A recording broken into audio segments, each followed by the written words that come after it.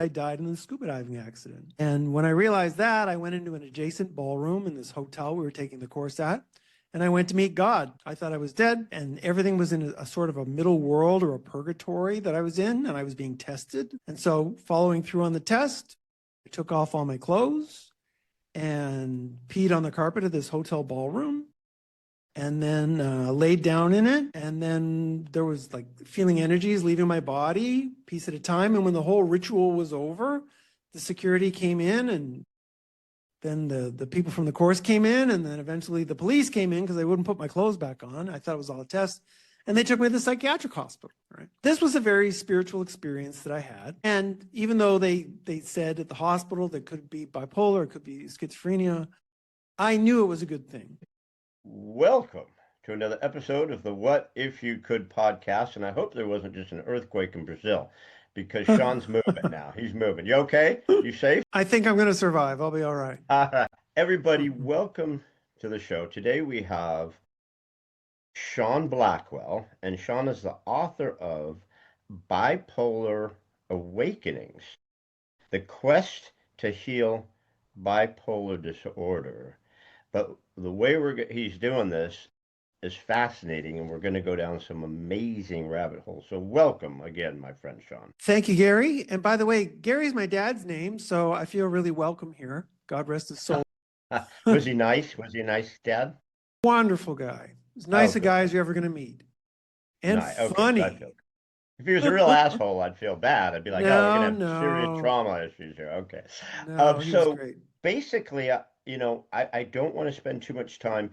I want to get into this because there's so much there, but I do have to ask you my opening question, which I ask all my guests. So, right. Sean Blackwell, what is your what if you could? I think my original what if I could was, what if I could write this book that we're going to talk about?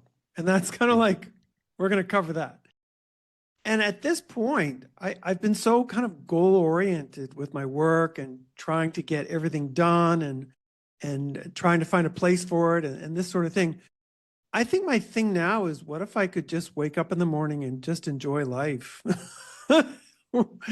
without having any grand ambitions, grand lofty ideals. I live in a wonderful place, and I would just like to, what if I could just really just let it go and stop performing, stop doing podcasts. No, I'm kidding. After this one. Yeah, this is the podcast thing. It's been fun for me. I've been doing quite a few of them the last couple of months. But yeah, I think, what if I could just stop performing and just enjoy living? I think that would be the big one, because I've pushed myself a lot over the years. Sean, I think in today's world, what a great message. Hey, everybody. Yeah, okay, stop all this stupid bullshit, because everybody's lost their minds, right? And go, why don't you just go live your life? Why do you have to jump on every bandwagon and everything and all this stuff and cause all? Why don't y'all just go stop, enjoy your life? Because it almost does feel like a performance at this point. It seems like this is a mad play that's gone off the rails or something. Like a bad sci-fi movie that just won't end. Well, I listen to, I, like everybody, I watch a lot of YouTube videos. I see all the Trump stuff. I listen to podcasts like The Daily Beast, which are fascinating. But sometimes I'm listening to it and it's like, who wrote this? This is the greatest. This Trump story is the greatest novel ever written. It puts Ayn Rand to shame. It makes House of Cards look like Sesame Street. It's an incredible book. It's a shame we're all in it, but it's an incredible book. Well, it's awesome we're in it. History's being made right now at lightning speed, right? Ayn Rand, I happen to really love Ayn Rand. Atlas Shrugged is one of my favorite books.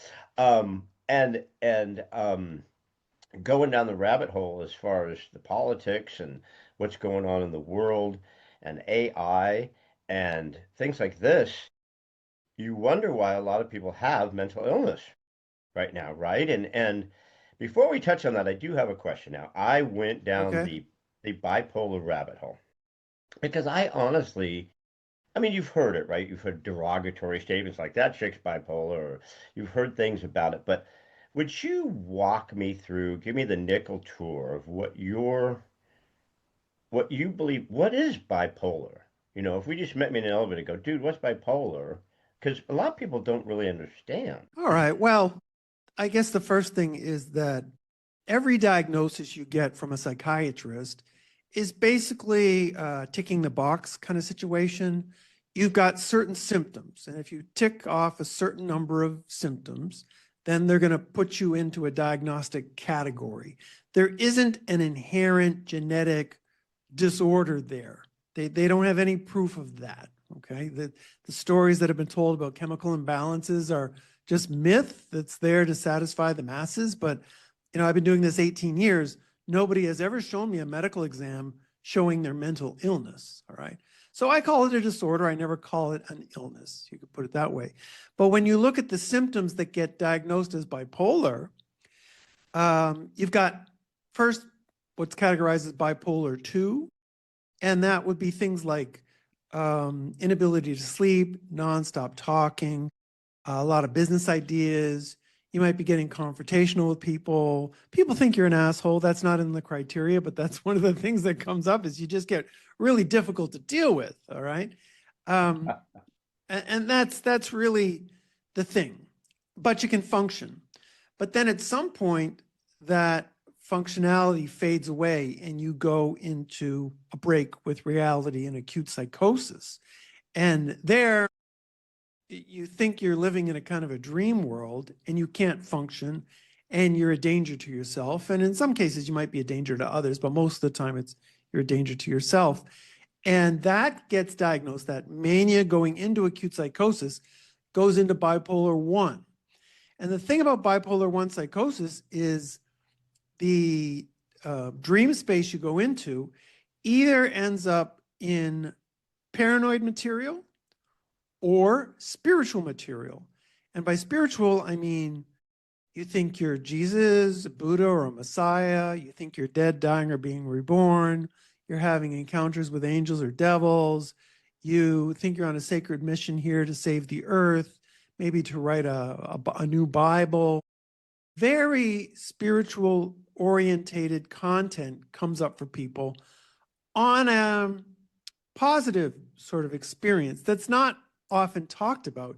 Usually we associate mental disorders and illnesses with this very disturbing, fearful, paranoid, violent kind of thing. But people also have this really expansive, incredible connection and oneness that, but that in that space, they lose their functionality, all right? So the bipolar 1 tends to be where the spiritual symptoms are categorized. Now, back in the 80s, that would have been labeled schizophrenia. But over the years, from the 1980s to now, the diagnosis has kind of been shifted where they take that set of criteria and they've swung it over into bipolar 1 category. So, but it's basically just boxing in symptoms. So if somebody says to you, well, what's the difference between schizophrenia, schizoaffective, and bipolar? There is no, and a spiritual experience, there is no clear black and white division between one and the other. It's this sort of spectrum of experiences. And then you sort of get, it's almost like looking at a clock, and maybe bipolar is 12 o'clock and schizophrenia is 2 o'clock, that kind of thing. Like they're related to each other. They're all part of the same spectrum.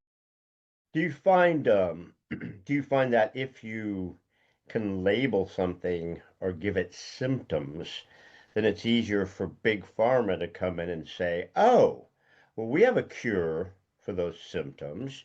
We have all these pills. Look at them all. We got tons of them. You take this one and then you go from that one, and then that one makes you take this one. And next thing because you have symptoms, you have 37 pills you have to take to fix you, right? I mean, it's all about fixing you because you have symptoms.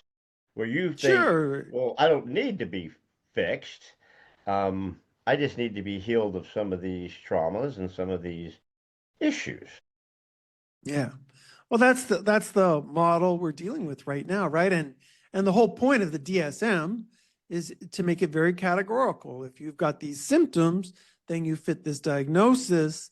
then you should be officially given these medications, which we can bill your insurance company. That's the protocol. And if you don't follow that protocol and something happens to the person who came to you as a psychiatrist, you can be sued, you know, but if you follow the protocol, you're covered. But if you don't, you can be sued. See, so if someone goes to a psychiatrist and then the psychiatrist gives them a prescription and then they commit suicide, well, the psychiatrist is covered. They've done the protocol. That's been approved. It's been researched and all that stuff. But if someone comes to, for example, you or me or another psychologist who wants to do their own thing and then they commit suicide, well, you don't have any institution to back you up. You don't have any protocol there, you know. So there's a cultural imperative to stay conservative with these sort of things, which makes living in Brazil a lot easier. And it's a big part of the reason I don't work in the United States very often, because that's where you get sued the most. So I just stay to that country. Yeah, you'll get sued here for jaywalking. And I live in California, so it's like that's their job, is to sue you. They just look for people to sue. What do you think, because we're talking about the medical profession and things like that, what do you think about America's Maha movement? What do you think, not politically, but I mean, what do you think about what JFK, RFK Jr. Yeah, what do you think of the direction they're trying to go? You think, not political, I don't really care about that, but do you think that they're going in the right direction with what they're trying to do? Because he stepped up to mental health a lot. I don't really know what he's been doing. I'm not informed enough to make a comment, but from what I know about him, I think he's a crackpot. Literally, he's a crack. Wait a minute. He's a former crack addict. Is that a professional medical diagnosis? Can you say crackpot? Yeah, it's in the DSM. It's in the DSM, page 4, crackpot. And there's a picture of JFK right there. So I don't know. A lot of people who are into my work are conspiracy theorists. I'm not. He's at the top of the list. I think he's at the top of the list. Okay, so we'll let that one go. So all right, man. One of the things, because I don't know, I don't know enough. I say enough stupid shit as it is, right? So I try to stay out of certain lanes if I absolutely know I just don't know. Yeah, right? So I tend to stay in my lane too. I jump in enough lanes. I'm dancing on the freeway all the time, dodging cars. So one of the things that you said that I found fascinating is of many.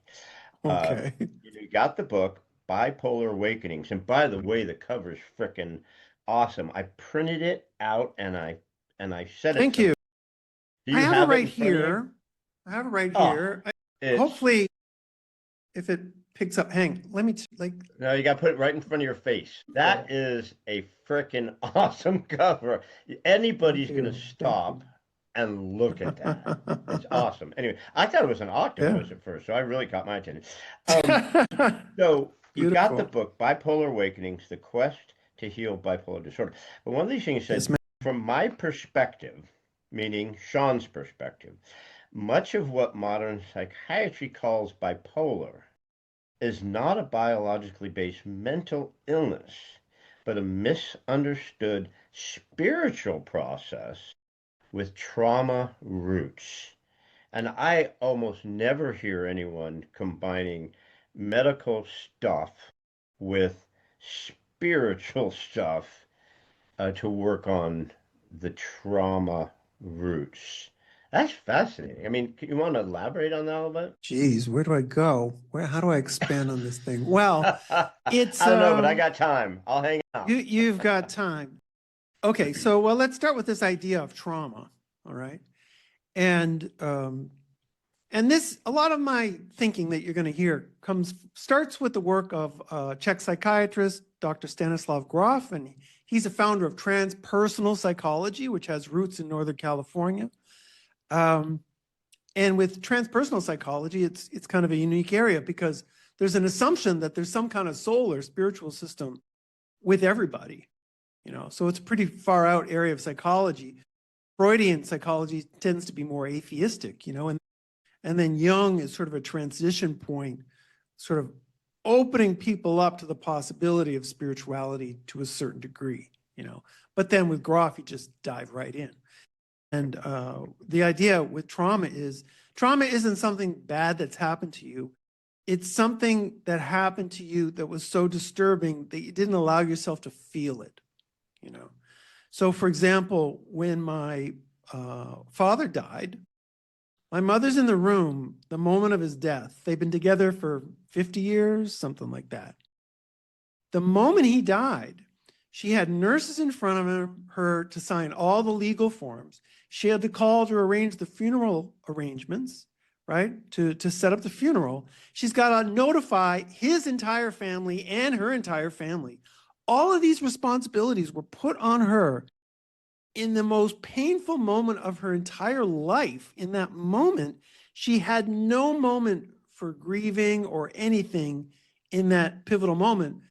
And it did traumatize her. And she kind of got locked up emotionally for some months. And then within about 6 months, she was able to finally access that trauma, you know. Um, and so it's this part of an experience that you don't allow yourself to feel. It gets walled off in the unconscious. But here's the thing, is today when we talk about the unconscious, we think of it as some part of our brain. You know, it's like, well, maybe the conscious mind is over here, the unconscious is back here, it's something like that. But the unconscious flows through our entire body. It's really common to hear people talking online about the central nervous system these days, but I think it goes deeper. I think that the roots of the central nervous system are a kind of chakra system or bioenergetic system, and that we have a life force energy. Freud would call it the libido, or Jung the libido. In India, they call it Kundalini. And so I tend to call it the Kundalini energy that kind of runs through this system. And if you've got too much trauma going on in that system, you can get blockages. And if you have enough blockages, that could lead to disorder. So a mental disorder, in my opinion, can happen to anybody. That there really isn't much of a genetic predisposition. Although people who do tend to get disorders do seem to have certain emotional or empathetic gifts. They do tend to be people who are more receptive to what's going on around them, you know. So that's the real link between spirituality and mental health, is that our traumas, which are causing our disorders, are rooted in these bioenergetic blockages, which are spiritual in nature. You know, these are spiritual things. And because we can't, it's a part of ourselves that can't be measured. It can't be seen by science. And people say, well, one day we'll have a special tool that will look at that. It's like, no, man, you're never going to find it. It's another dimension. It's quantum, you know. And I know it's a lot of new age healers and thinkers, Joe Dispenza types and these kind of people. They talk about quantum this and quantum that, but it really is it's a quantum dimension to living, very similar to, you know, imagine when you're in the 80s and you're using a computer, and everybody had a computer in the 80s, but nobody had the internet. And then all of a sudden along comes the internet in the 90s, and it's like, whoa, what's that? And all of a sudden we're connecting all over the world with this device that's been in front of us. We never thought of it. Our quantum dimension is like that. We have an internet connection as humans. And Jung initially referred to it as the collective consciousness. But then with Groff, it was like, yeah, okay, your collective consciousness is like kind of a network hub, but this goes way deeper than that. I mean, we're connected to all of humanity, all time, all space, you know, and you can have these different kinds of experiences where you start to feel things from these different dimensions, these or different dimensions of the quantum experience. You can have that when you go into non-ordinary state experiences, and that can happen if you're in a acute psychosis, but it could also happen with self-induced therapeutic processes. But Boom. we're just no, I freaking Just love it. It just, dropped a bomb opens on you up there. tons of awesome freaking things here. Um, we're just a big ball of energy, right? I mean, we're just some plasma concoction that's incredible, We're stretched all over a made of ball of stars, energy. Gary. We're star That's it, beings. man. And when you open us up, it just energy shoots out. And Yeah. my friend Susan Dunn is a local breathwork expert, technician, Uh-huh. shama, whatever you want to call it. Name rings a bell So with me. I think I've come across her Susan name Dunn. or her work. You may have, Yeah, because yeah. she does a lot. In any case, so Susan Dunn beat me up for about a year. She goes, I want to come on Mm. your podcast. And I'm like, cool, come on. Uh, but I'm not coming on until you do the breathwork class. I'm like, oh, well, that will have, that's not going to happen because I don't want to go there, right? Because you don't want to open this up. You don't want to peel back Gare Bear. It's nasty, right? No one, no one wants to see inside Gary. Um, so she finally got me to do it after about a year. So I did breath work, right? And I'm freaking vibrating off the floor, going into different dimensions. I'm bawling my ass off and then laughing hysterically and bawling my. It was amazing. I will never go back. So, um, but you take the breath work and you work with this as far as the bipolar, quote unquote Right. bipolar, Yeah. to And I'm the go first one to deep really into do the trauma. that. I'm the first one to do that in a We got to get into in an that intensive because way. Yeah. opening up those trauma roots are very difficult. It's very difficult for people. You can go to 87 years of therapy at $150 an hour. They'll be happy to take your money, and you will never ever ever find a resolution because you're just going around. How does that make you feel? But you do, right? You do breath work. It starts opening some shit up that you just go, dude, what was that? So where do you go with that? How do you start it? Do you start with the breath work on people with this, or do you start somewhere and take them to the breath work? That's a good question. Well, maybe I should explain a little bit about what holotropic breath work is, because that was like the foundation, you know, Yep, because there's a do lot it. of people, especially in California, who are like, oh, I've done breath work, and they've done a 5-minute meditation where they've done some deep breathing, you know, or they've done Wim Hof breathing, which is a really great technique that I use, but it's not for releasing trauma, you know. And so what holotropic breath work is, first, it's a formatted thing developed by Stan Groff, and I'm a certified holotropic breathwork facilitator with Groff Transpersonal Training. That was the original trainers of this technique, and it's this formatted thing where you have a trained facilitator with you, and you lay on a yoga mat. You're in sweatpants, and powerful music's played. It starts with aggressive Wait. drumming. You're in sweatpants? Susan has us do Oh, it naked. Is that oh, wrong? Can we do it naked? I've never done it naked. I'll just I leave can't that. wait till Susan hears that. Did Susan did has you really never do it made us naked? do this naked. No, she didn't. Oh, okay. She wanted us You to got be fully clothed so it'd be comfortable. yeah. I'm sorry, I Yeah. just had to throw that in there. I'll shut up, I Okay. swear. Okay, go Yeah, ahead. So that's you're on cool. yoga mats in sweatpants. Yeah, and should be comfortable, like thick yoga mats, and ideally a few of them so you can stretch your arms out, you know. And you've got a powerful music set playing. And then this is the important part, is that you breathe in your own style. There's no specific breathing style that you're going to use. There's no in through the nose, out through the mouth. For me, my nose doesn't work very well. I tend to breathe through the breath like this. Other people have their own rhythms, but it should be a little bit aggressive, because then if you're a regular person, after about 20 minutes, like what the breathing is doing is it's a little bit like being a surfer, that before you can surf the waves, you need to swim out to meet the waves in the ocean, you know? And so the breathing is like swimming out to meet the waves of the ocean of the unconscious. Then when that ocean of the unconscious comes up and you meet your first wave, you don't need to worry about the breathing. You can just start to express the breathing similar to the way a surfer would surf that wave. You just want to express whatever unconscious content is surfacing, all right?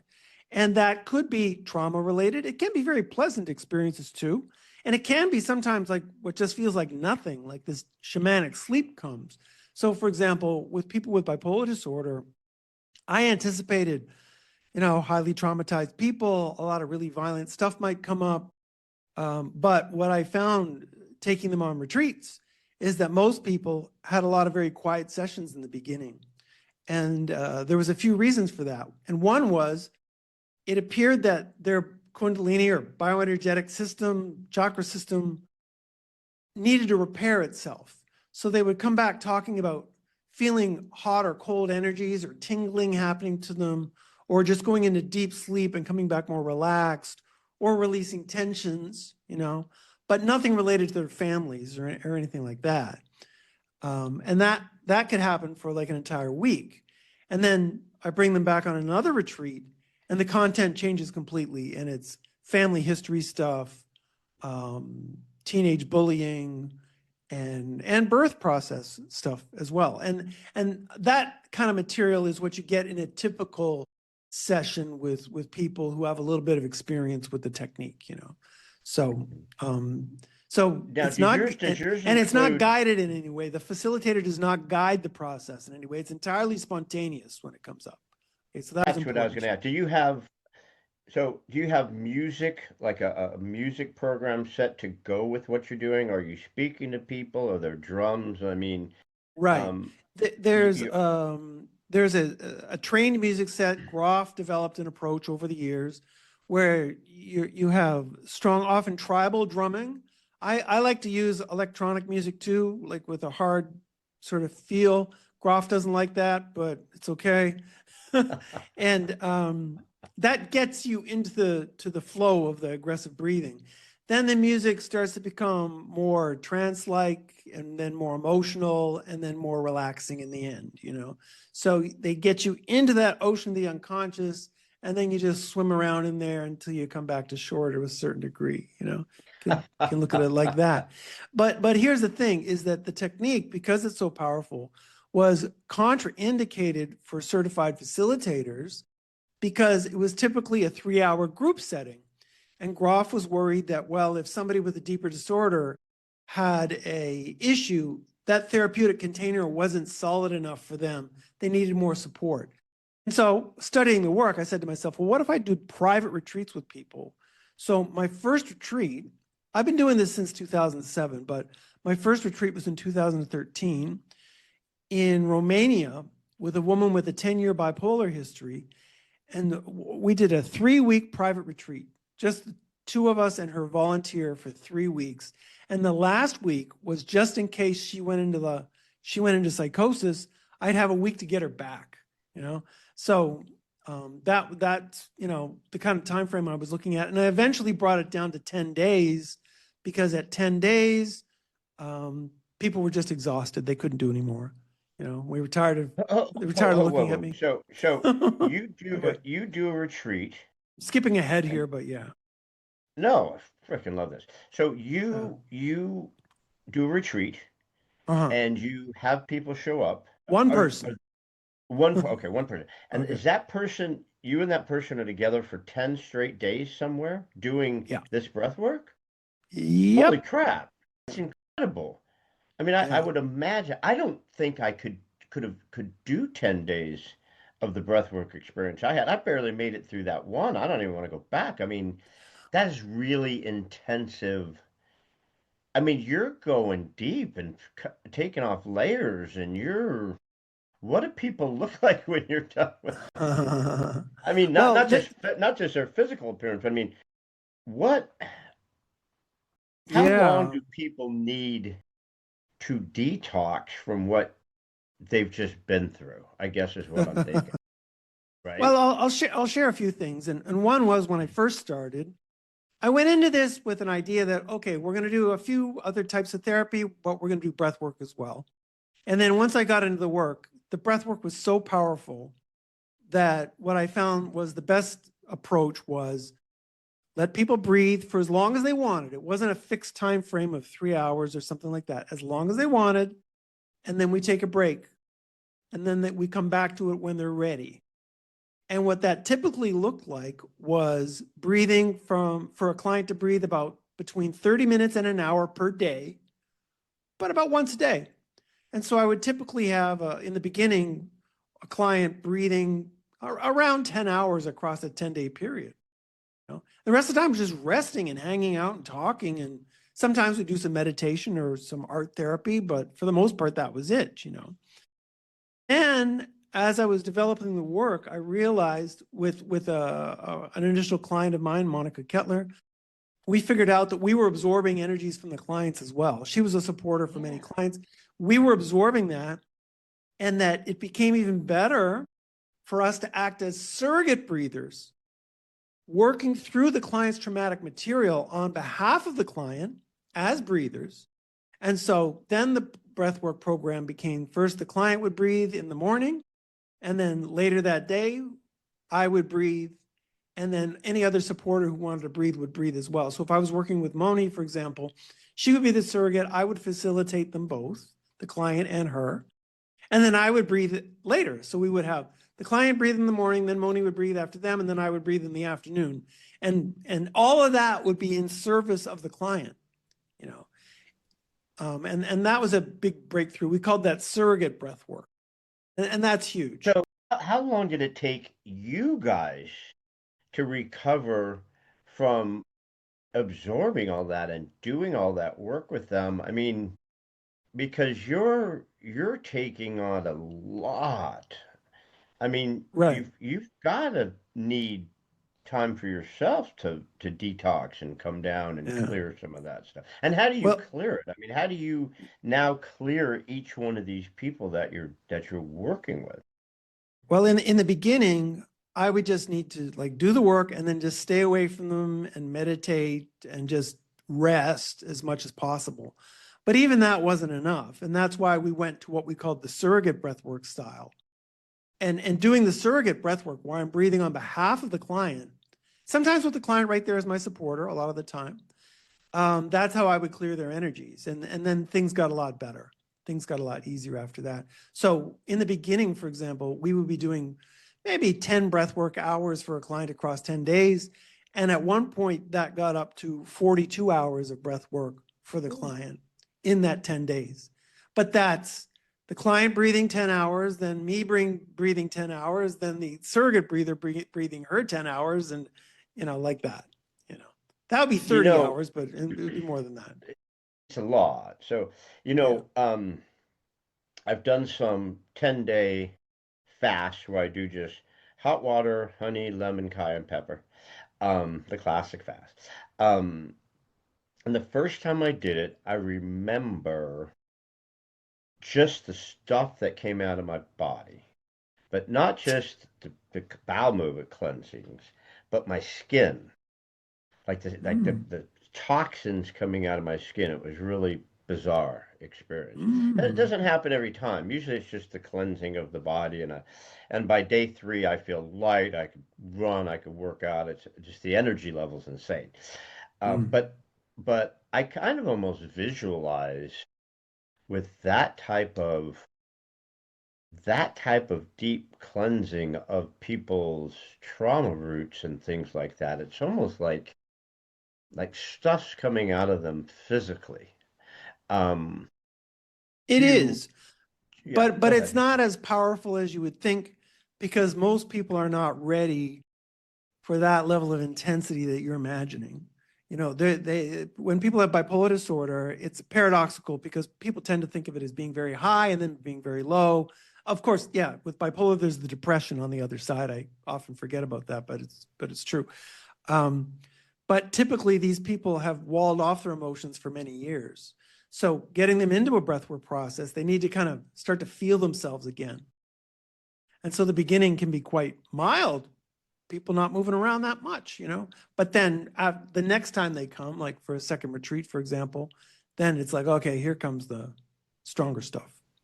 I've got a lot of friends who have different levels of spectrum and ADHD and things like that.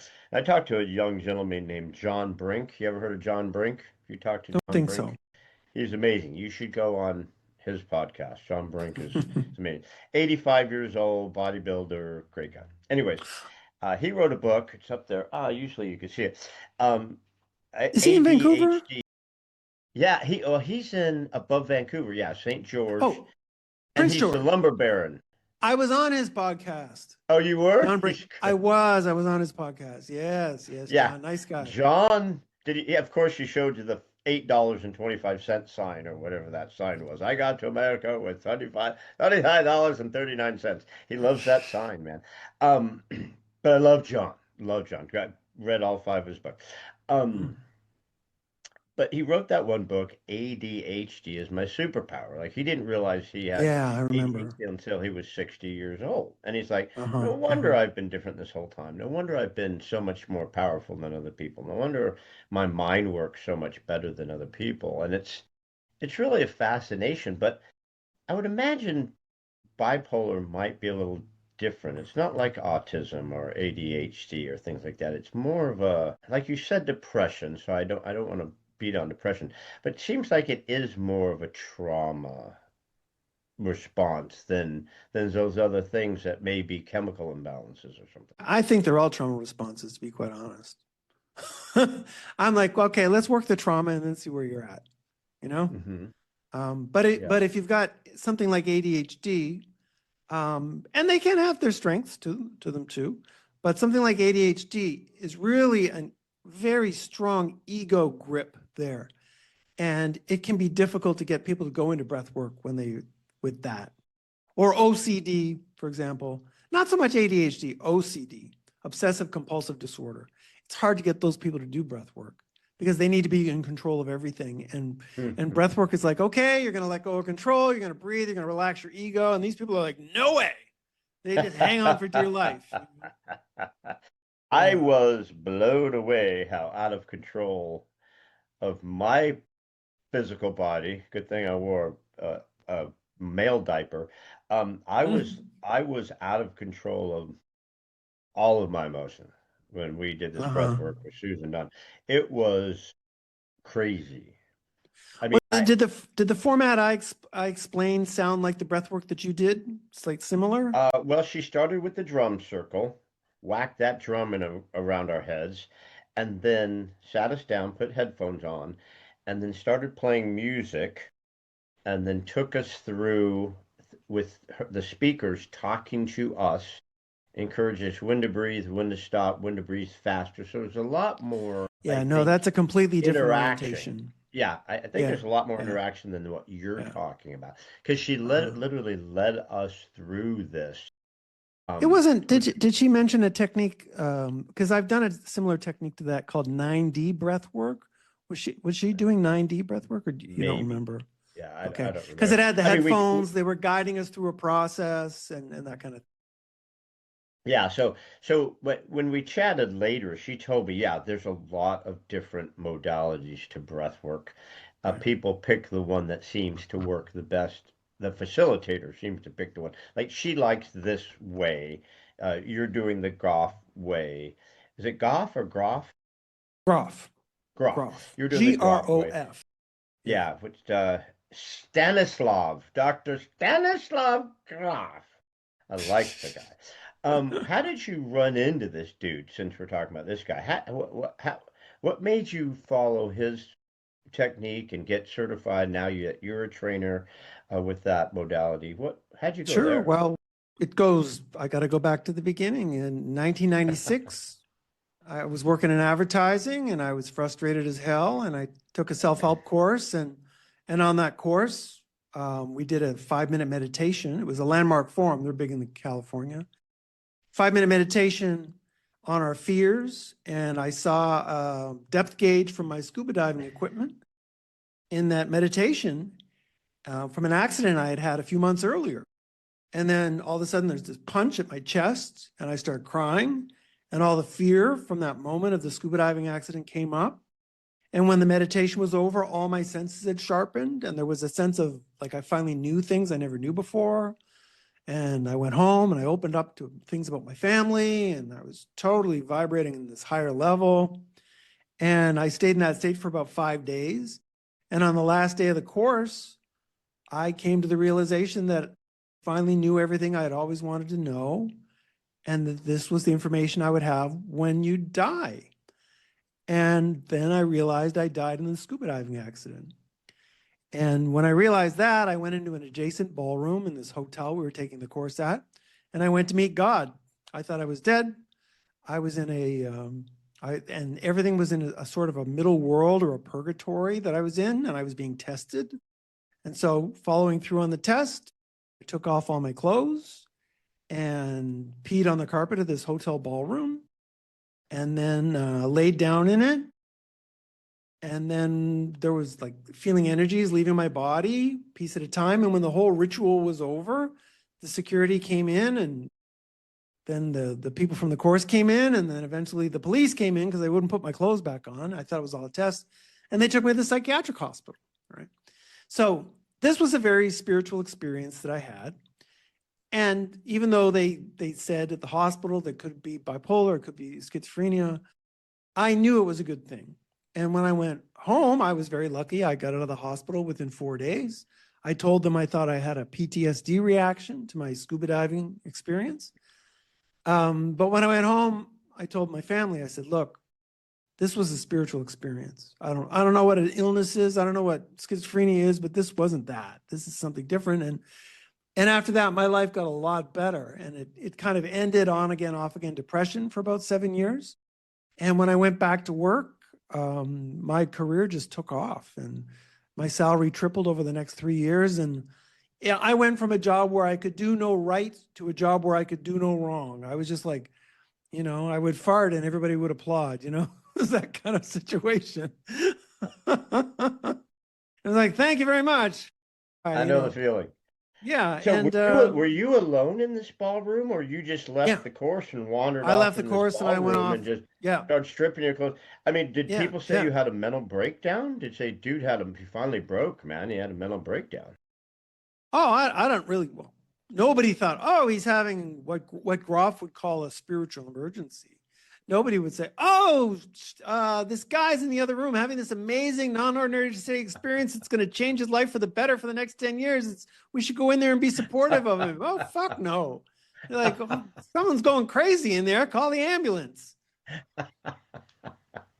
You know? So it was a mental breakdown.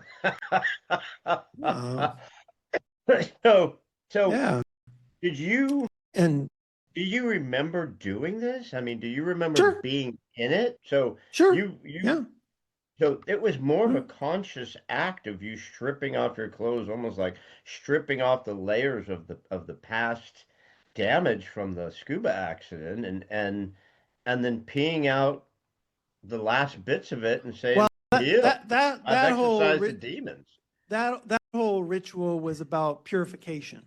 It was about going to me. I thought I was dead and I was going to heaven. So I had to go back in my pure state. And it's actually when people go into psychosis, it's very common for them to take off their clothes because once the ego breaks down, we lose our sense of shame. And so it isn't so much a matter of, wow, why did he take his clothes off? It's more like, why are we wearing clothes in the first place? That's always my first thought, You Sean. That's know? always my first thought. So I told you, like with Susan, I'm like, why are we wearing clothes? I don't believe in clothing at all. Um, Okay.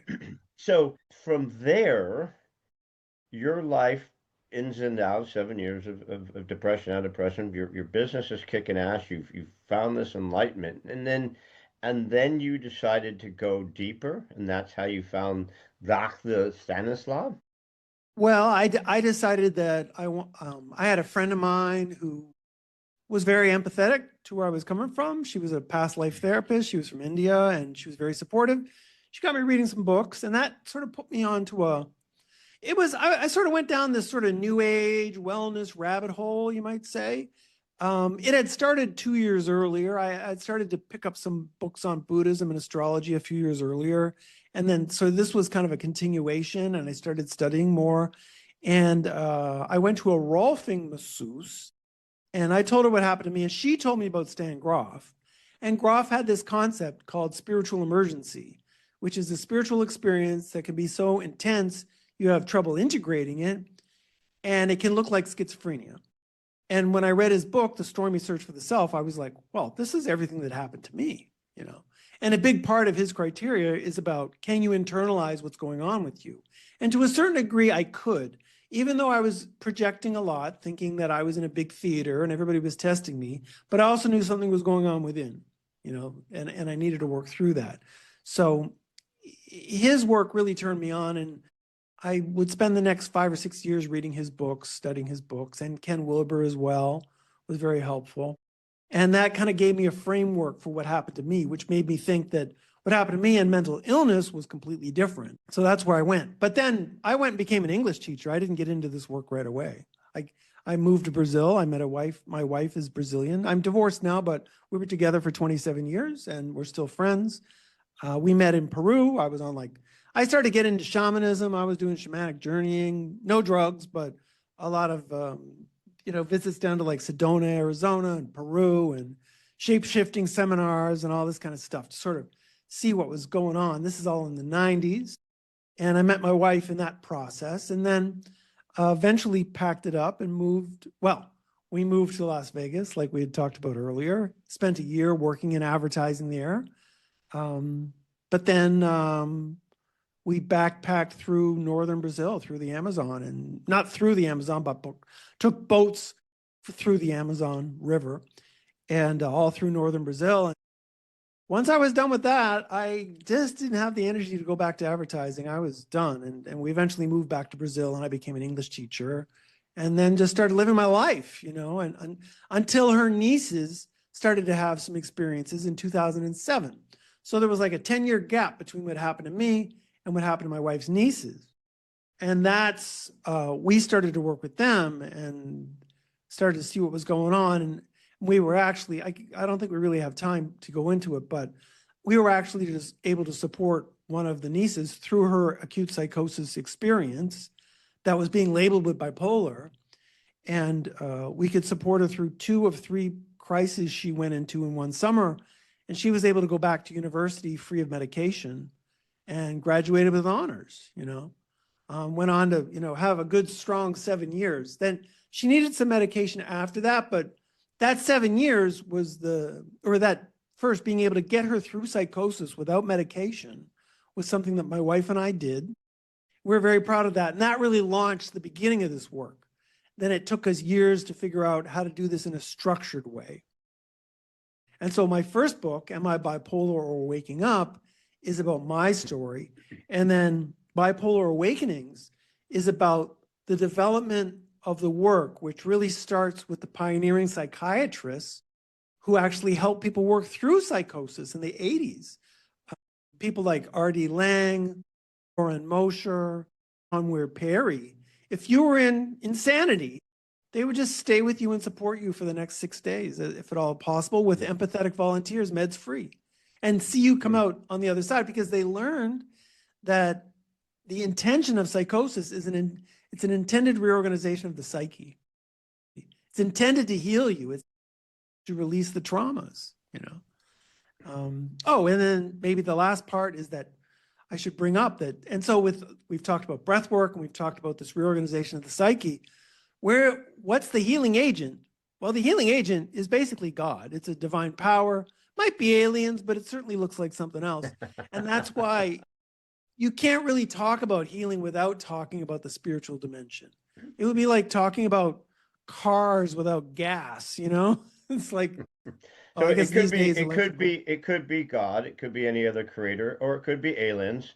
Yeah, It's all good. We don't really know what the spirit right, is, right. because it's just energy. It could be any Yeah. old thing.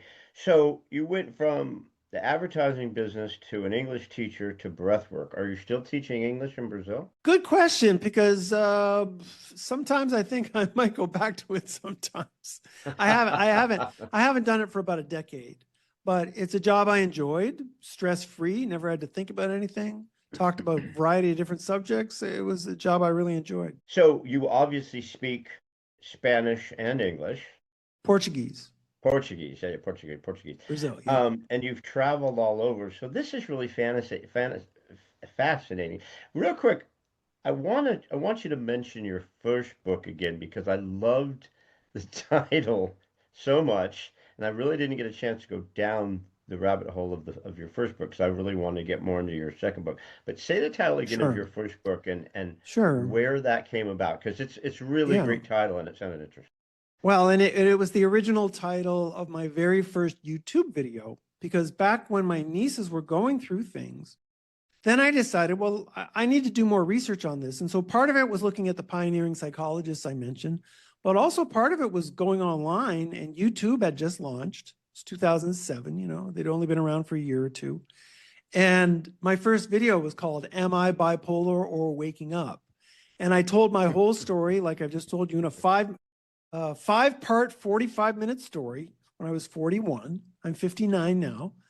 And I said, this is what happened to me. What do you think? Because this was the best thing that ever happened to me.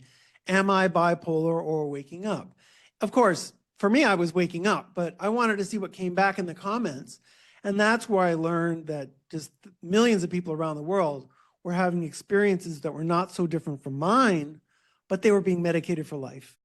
And their lives were not working out. And it was not a breakthrough. It was a breakdown, and it was tough. And it really wore down their potential and the quality of their life.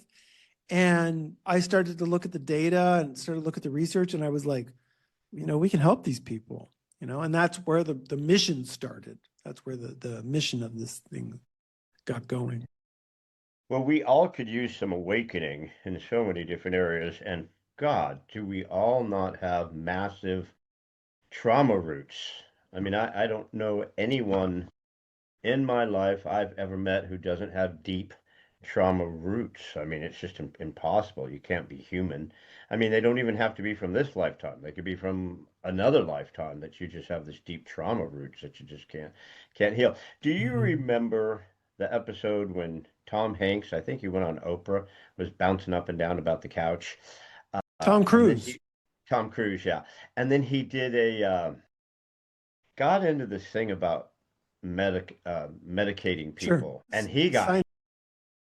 Yeah. yeah, he got hammered, man. I mean, he just Yeah, he got did. abused for that. And I think that's one of the main challenges is they don't want us to wake up. They don't want awakenings.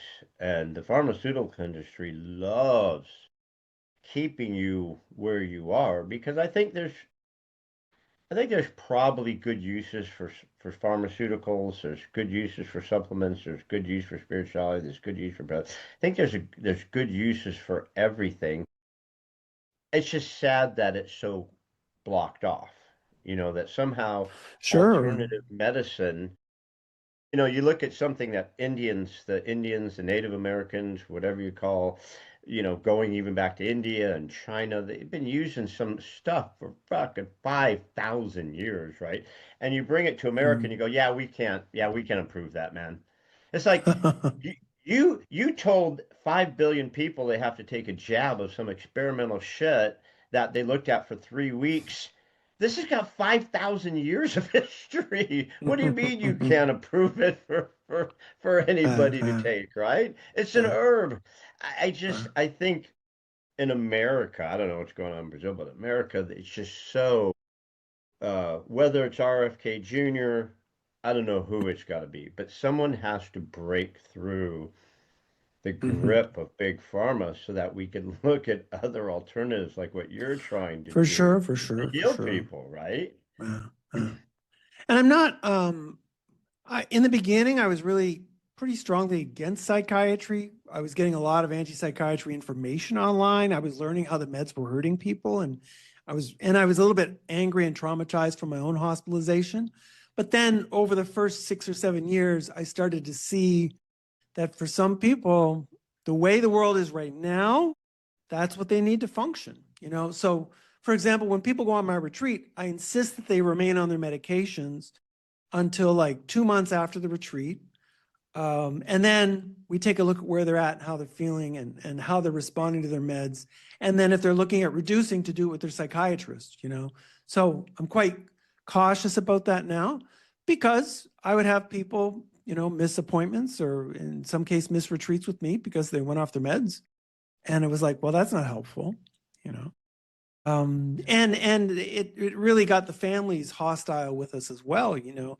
And when I started working with people while they remained on their meds, the families were a lot more receptive to what we were doing. We weren't getting in the way. We just stayed in our silo. And actually, I think the work got better. So I look at 4 pillars of the work. Psychiatry, transpersonal psychology gives that Well, psychiatry covers the biological side of things. It keeps you grounded. It keeps you functioning.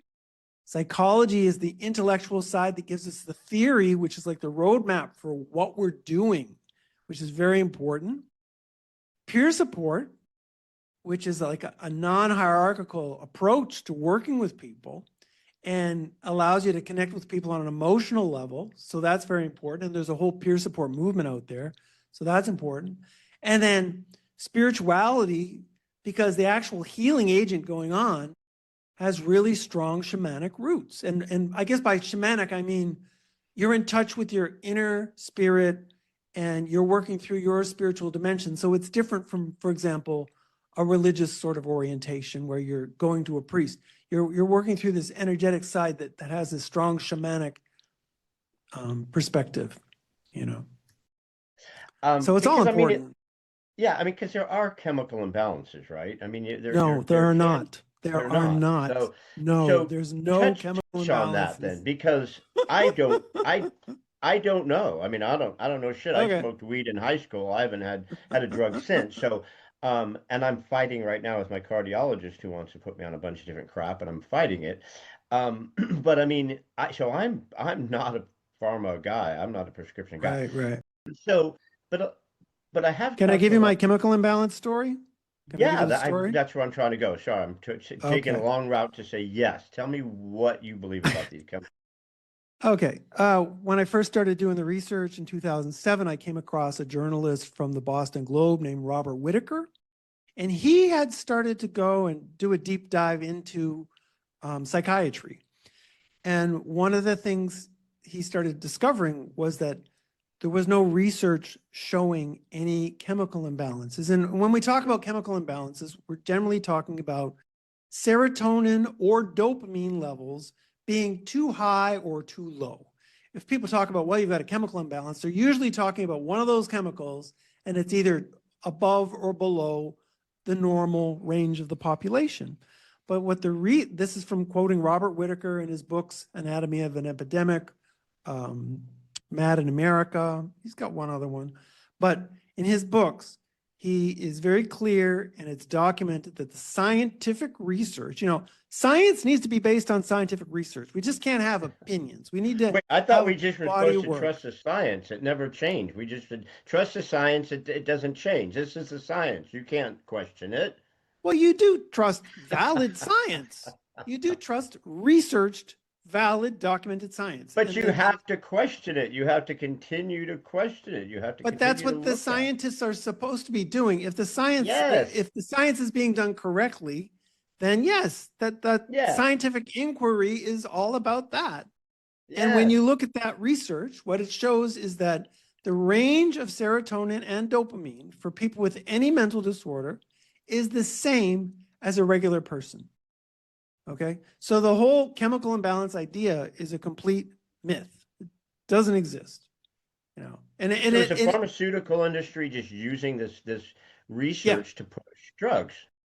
No, they're not using the research to push drugs because they don't have any research. There's no They never do. research. No, they don't have any But research the for that. FDA approved it Sure. Why do they approve it? because they Why are got they paid to approving it? approve it. Well, that's part of it. That's part of it. But there's another part of it too, which is that it's like the best we've been able to come up with until now. You know, Man, yeah, maybe I it's not, don't. and That's a it's whole not nother great. podcast. Yeah, that's a whole nother. I could go down that rabbit hole forever. All right, sir. Okay. You've Yeah. been awesome. Thank you, I'm a man. Thank liar. you. I am a actual certified liar, and yeah, I don't need any help being diagnosed for that. I said I had one question, but I actually have two questions. I gave you the first. Okay. What if you Yeah. could question? Mitochondria. Is that the answer to one of those questions? Mitochondria? Oh, Could be. oh, okay. So my last question is, before we hasta luego back to our All right. pad in Right. Brazil, is if you had a thought saying if there's something that meant something to Sean Blackwell that you would like to leave with everybody before we hasta luego, what would that last thought be for us? Do breath work. Give it a try. I know you're afraid to go there. Go there. Just go there and do it. But I'm biased. Do holotropic breath work with a certified facilitator. It's safer. It's the best way to access your traumas. You're in California. There's lots of facilitators out there. Michael Stone, he's in Los Angeles. I know him personally. Great guy. You know, we need to start working on our trauma. We're just not there. We're not doing it, and we have to, because it's ruining our society that we're not. It's just ruining our society. The trauma's been turned up. You know, We're they just like to projecting it keep everywhere. us, well, yeah, they like to keep us in a state of anger, hate, trauma. You know, you can't function. You just flat out cannot function Yeah. in the world that we live, with the fear, the trauma, the hate, the anger, the madness. You can't do it. You can't function, and so it's really Yeah. tragic. And I love There's the word another. I've got a awakenings. Yeah, yeah. brilliant. Own your shit. There you go. Own your shit. That can go on a t-shirt. All right. And doing your work, your trauma work, your shadow work, it's the same thing, is about owning your own shit. If more people owning their own shit, we're going to be in a much better place. Yeah, stay out of my shit and just Yeah, own your own shit, all right? exactly. Because Exactly. I don't need you here, all right? I don't need y'all here in my shit. I got enough shit. But it's Yeah. so true. People stop doing all this stuff. Fix your own shit. All Yeah. right? Own it. Fix it. Own it. Own it. Uh-huh. Uh, Uh-huh. Sean Blackwell, you're awesome, brother. So Sean Blackwell is the author of two books. Am I Sure. bipolar or am I just awakening? Is the first one. Second one Yeah. right there, which I love Am that. I bipolar or waking up? Am I bipolar Awake, or waking? That's the waking first. up. And this one right there, put it back there, right in front of your face, because it's better looking in your face. Bipolar Awakenings. That's right. Uh, it is the quest to heal bipolar disorder. And Yeah. great stuff. Love the breath work. Sean, where can we find you? More of Sean Blackwell. Where can we find the book? Where can we go to your YouTube? Where Yeah. can we get more of Sean? You can just go to my website. That's the best place to start. And that's bipolarawakenings.com. Just bipolarawakenings.com. BipolarAwakenings.com. That'll have links to both books. That'll have Yep. information on the work, the whole kit and caboodle. I've been Consulting, there. It is awesome. And yeah, this has been fun, man. I YouTube think channel. I think the so much healing needs to be done. I mean, honestly, we're on a crash and burn mission. I don't, I hate to be negative, but I'm ready to pack up and go to Brazil too. I was going to go to Venezuela, but I'm not. Yeah.